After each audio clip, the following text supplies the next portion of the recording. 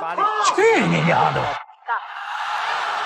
注意看，中国小伙将日本狂人推倒之后，觉得不解气，居然直接冲上去用脚丫子猛踹对手面部，打得日本狂人跪在地上捂脸惨叫，特别狼狈。如此残暴的打法本该被严令禁止，以示警告。可是在场的观众们却特别高兴地鼓掌欢呼。原来这一切都是日本狂人咎由自取，自作自受。日本空手道冠军原田显悟这家伙本就是来华捞金的常客，但是这家伙却三番五次地对中国选手大肆诋毁辱骂，还对着中国选手王彦龙的个人海报上吐口水。要知道，王彦龙可是中国赫赫有名的传统功夫的代表人物。王彦龙8岁练武，12岁获得全国少年比武大会总冠军。然而现在的王彦龙可不单单是中国传统功夫的代表人，同时他还是自由搏击领域较为出色的职业选手。既然日本狂人原田显悟如此不尊重中国选手，那王彦龙就有绝对的义务将他狠狠暴揍，以解心头之恨。好了，废话不多说，为了让更多中国人看到王彦龙的精彩表现，麻烦各位帅哥美女长按3秒点赞，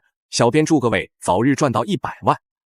第一回合开始，白色短裤就是中国选手王彦龙，黑色短裤就是日本选手原田显悟。其实早在2年前，原田显悟就曾与拼命三郎王顺利有过较量，3回合的挨揍非但没有让原田显悟老老实实做人，没想到这家伙还是这副狂妄的样子面对中国选手。难不成原田显悟这家伙真以为没有中国人能够收拾他吗？王彦龙气不打一处来，才主动对他发起了挑战。对此，王彦龙对着全迷粉丝们保证，绝对会让原田显悟品尝到职业生涯最狼狈的挨揍场面。这种类型很好啊，从发力上扫击，包括后手直拳，这个爆发力很强。而且发现王彦龙可以左右架互换，哇，这个大的抡板啊，直接抡在了原田显悟防守这个手臂上，但力量很大。而且呢，王彦龙其实也是一位功夫明星，也是动作的演员，所以他在这个动作层面上啊，不仅仅有自己的技术，而且注重了其美就观赏性。是的啊，我们看他的动作，转身动作这种非常夸张的动作运用的比较多，非常。碍于王彦龙的武打演员身份，不少拳迷粉丝都怀疑王彦龙到底能不能打，毕竟这可是对战的日本选手。如果输给对手，非但会让自己身败名裂，还会就此遭受拳迷粉丝无休止的谩骂与诋毁。可是王彦龙不把这种事情放在心里，今天只有拿出毕生所学，狠狠暴揍日本选手，那能不能打就无需多言。可以说，原田显悟今天也将成为王彦龙成功路上的垫脚石。不是发板不板的力量，每次发力都会保证核心的这个控制能力啊不受破坏的情况下，再去发力，而且他每个动作并不大。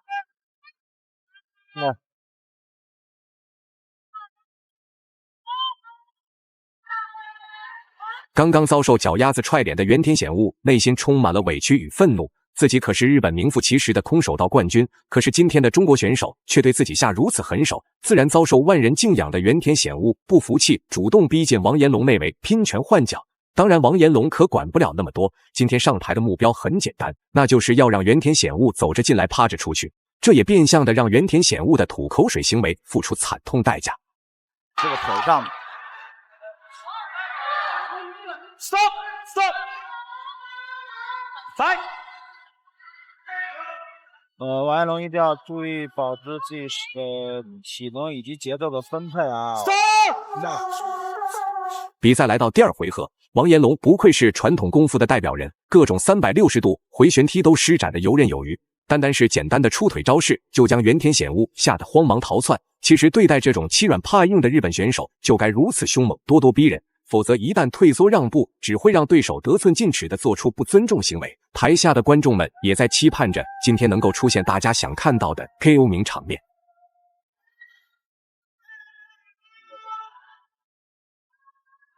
好，这是后手啊，轻轻命中，但是好像效果不大。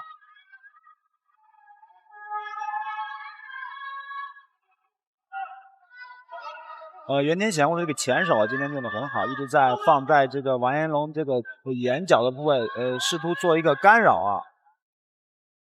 第一个作用是保持距离。原田显悟这家伙别的地方不敢恭维，但是唯独身体抗击打堪称一流水准。王彦龙多次的重拳重腿命中都没能将对手完全击垮 KO。当然，原田显悟如此坚持，也离不开背后金钱的推动，因为打满3回合与被 KO 所获得的比赛奖金都有所不同。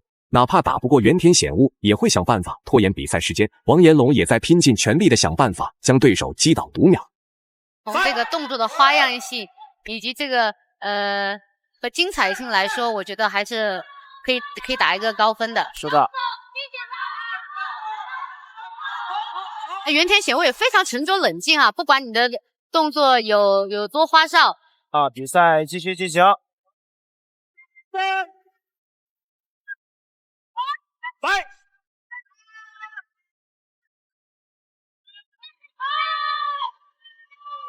王彦龙经过刚才处理伤势一个短暂的一个调整啊，上来之后这个进攻越发凶猛。比赛来到第3回合，这场比赛王彦龙足足奔跑追击了6分钟，结果原田显悟这家伙还是那么胆小怕事，根本不敢正面与王彦龙拼拳换脚。一向好脾气的王彦龙也开始慢慢着急起来。谁也没想到原田显悟挑起的祸端走上擂台，却变成这个胆小样子。对此，王彦龙决定不再保留自身实力，一切以 KO 原田显悟的目标为准，这样也能快速结束战斗，避免不必要的受伤情况。每一次动作幅度都很大，而且这个动作的运行的轨迹啊，路线也很长，所以会出现一个动作发力完整之后，双方就因为身体的惯性会冲撞在一起这么一种情况。所以我觉得对于王彦龙和原田显悟来说，一定要注意双方身体冲撞时这个头部对这个薄弱部位的撞击啊！哇！在王彦龙在后手进逼的时候，又一次用自己的头啊撞到了原田显悟的这个下巴。我觉得每一次2个人的这种近身的搏战啊，都是两块石头碰在一起的感觉。是的，卯足了全身的力量啊！比赛进行到现在，已经不单单是双方选手争夺比赛奖杯那么简单，更多的是2位选手愤怒的拼拳换脚，想要为自己实力证明。王彦龙的头部碰到了原田显悟的下巴，流淌着鲜血。当然，原田显悟的下巴自然也在刚刚的拼拳阶段被打碎，但是2位选手却没有萌生投降认输的想法，坚持要打完比赛再去找医生检查伤势。技术在我们自由搏击比赛当中是不被计入这个评判的标准的，可以作为一种扫踢的破坏对手平衡的一个技法。Push。